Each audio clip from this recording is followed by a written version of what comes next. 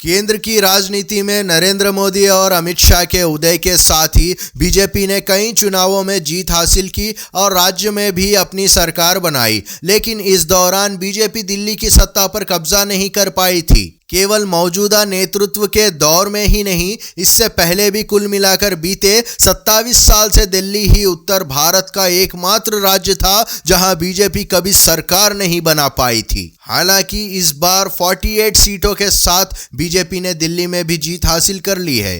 नजर डालते हैं बीते करीब 3 दशक के दिल्ली में बीजेपी के सफर पर, जब सत्ता से बाहर रहकर भी बीजेपी और आरएसएस अपने समर्थक, वोटर और कैडर को एकजुट रखने में कामयाब रही। साल 1993 में दिल्ली विधानसभा में बीजेपी ने जीत हासिल की थी। उसे राज्य में 43% वोटों के साथ 49 सीटों पर जीत दर्ज की थी। हालांकि इस जीत के बाद बीजेपी दिल्ली में लगातार संकट में फंसती चली गई।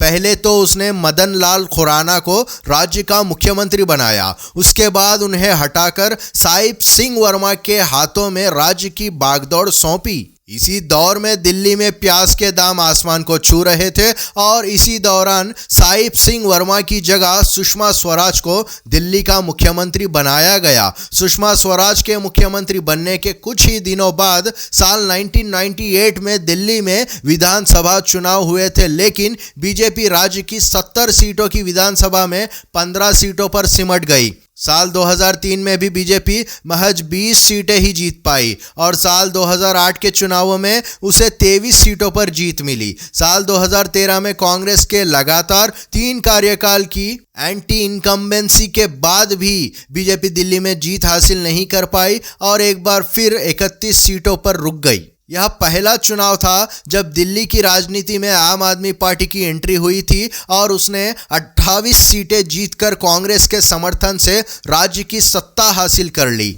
आम आदमी पार्टी की एंट्री ने जहां कांग्रेस का राज्य से पूरी तरह सफाया कर दिया, वहीं बीजेपी के लिए भी सबसे बुरे दौर की शुरुआत हो गई थी। अरविंद केजरीवाल की सियासत और चुनावी प्रदर्शन ने दिल्ली में साल 2015 के चुनावों में बीजेपी को 3 सीटों पर समेट दिया, जबकि साल 2020 के चुनावों में भी बीजेपी महज 8 सीटें ही जीत पाई। ये चुनाव ऐसे वक्त हुए थे जब केंद्र में नरेंद्र मोदी प्रधानमंत्री बन चुके थे और बीजेपी ने साल 2014 और साल 2019 के लोकसभा चुनावों में दिल्ली की सभी 7 सीटों पर जीत हासिल की थी, लेकिन वो राज्य विधानसभा में जीत के काफी दूर चले गई।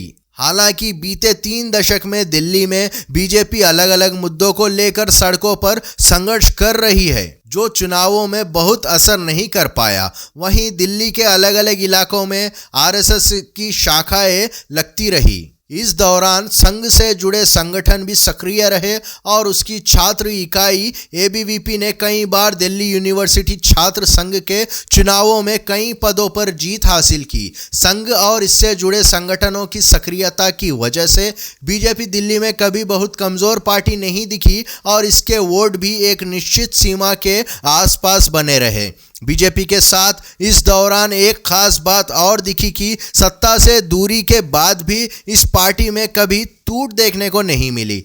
वरिष्ठ पत्रकार संजीव श्रीवास्तव कहते हैं, बीजेपी या लेफ्ट जैसे दल टूटते नहीं है, ये कैडर आधारित दल है और कैडर इनकी बड़ी ताकत होती है। बीजेपी की मौजूदा जीत पर संजीव श्रीवास्तव कहते हैं, हालांकि यह बीजेपी की जीत से ज्यादा आम आदमी पार्टी की हार है, क्योंकि बीजेपी का वोट बहुत नहीं बढ़ा है बल्कि आपके वोट घटे हैं। इसमें कांग्रेस प्रदर्शन में थोड़े सुधार की भी भूमिका है।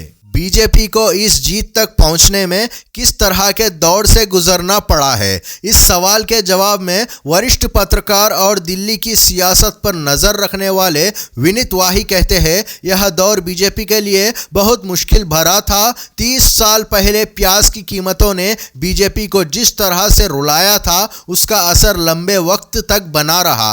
बीजेपी के पास मदन लाल खुराना और साहिब सिंह वर्मा के बाद कोई बड़ा जमीनी स्तर का चेहरा नहीं था, लेकिन उसने हमेशा अपने कैडर को साधे रखा और इसमें आरएसएस का भी बड़ा साथ मिला।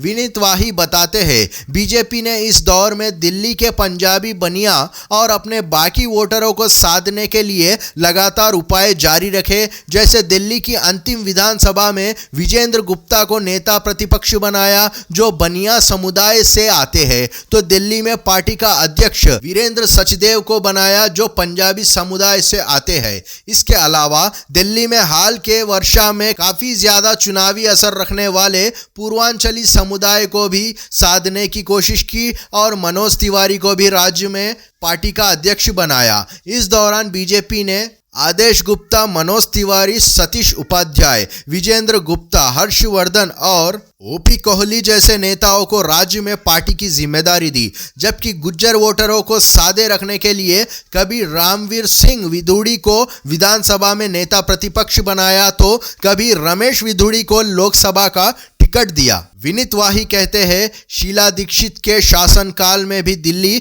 नगर निगम में बीजेपी की जीत हुई और इसने एक तरह से बीजेपी को छोटी ही सही जीत का स्वाद दिया और जमीनी स्तर के उसके नेताओं और कार्यकर्ताओं को बांधे रखा। उस वक्त दिल्ली नगर निगम और इसके मेयर के पास बहुत अधिकार थे और दिल्ली जैसे बड़े शहर के मेयर को काफ़ी ताकतवर माना जाता है जो बीजेपी के पास हुआ करता था।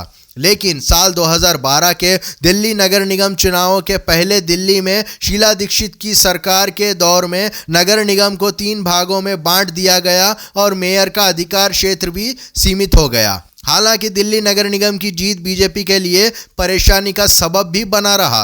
दिल्ली जैसे बड़े शहर के लिए बुनियादी स्तर पर सफाई और स्वच्छता एक बड़ी चुनौती मानी जाती है। घर से निकलते ही गंदगी और कूड़े का ढेर लोगों को नाराजगी की एक बड़ी वजह बनता है। इसके अलावा नगर निगम के कर्मचारियों की सैलरी और बाकी मुद्दों को लेकर उनके नाराजगी भी अक्सर सड़कों पर दिखती रही, कभी हड़ताल के तौर पर तो कभी कूड़े के ढेर के तौर पर। साल 2022 में बीजेपी नगर निगम की सत्ता से बाहर हुई और दिल्ली के तीनों निगमों को मिलाकर फिर से एक कर दिया गया। वरिष्ठ पत्रकार रशीद किदवाई कहते हैं, पिछली बार बीजेपी की नगर निगम के चुनावों में हार हुई और आपकी जीत हुई, जिससे जिम्मेदारी केजरीवाल पर आ गई। दिल्ली में सफाई और स्वच्छता को लेकर लोगों में जो नाराजगी रहती है वो इन चुनावों केजरीवाल के खिलाफ दिखी। रशीद किदवाई के मुताबिक बीजेपी ने अपनी जीत के लिए कड़ी मेहनत की है, उसका माइक्रो मैनेजमेंट काफी अच्छा रहा। जमीनी स्तर पर उसके कार्यकर्ताओं ने बेहतरीन काम किया, जिसके लिए अमित शाह बधाई के पात्र है।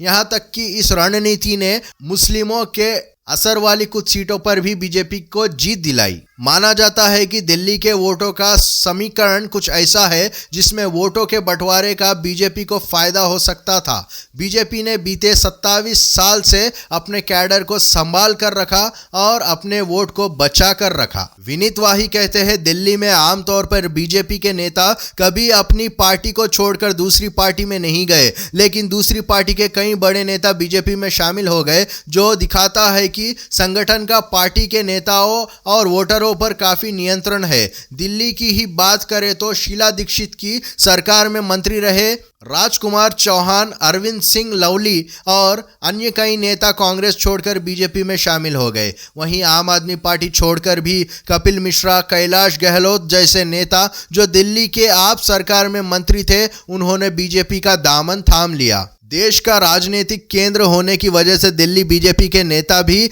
यहां अलग अलग मुद्दों पर सक्रिय दिखे, लेकिन यहां राज्य की सत्ता तक पहुंचने के लिए काफ़ी साबित नहीं हुआ। इससे पहले साल 1993 में जब बीजेपी को दिल्ली विधानसभा चुनाव में जीत मिली थी, तो उसकी जीत में वोटों के बंटवारे की बड़ी भूमिका मानी जाती है। उस साल जनता दल दिल्ली की सियासत में एक तीसरी पार्टी के तौर पर दिखी थी और उसने दिल्ली की सभी 70 सीटों पर चुनाव लड़ा था और 12% से ज्यादा वोटों के साथ 4 सीटों पर जीत भी दर्ज की थी।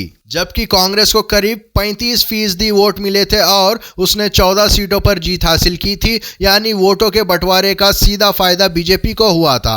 अब 27 साल बाद बीजेपी दिल्ली में फिर से चुनाव जीत पाई है तो उसके संगठन को मजबूत बनाए रखने, हर समुदाय को सादे रखने में सफलता के अलावा वोटों के बंटवारे की भी एक भूमिका नजर आती है। चुनाव आयोग से मिले अंतिम आंकड़ों के मुताबिक इन चुनावों में बीजेपी को करीब 45% वोट मिले हैं, जबकि आपको 43% वोट हासिल हुआ है। यानी दोनों दलों के बीच वोटों का महज अंतर 2% है।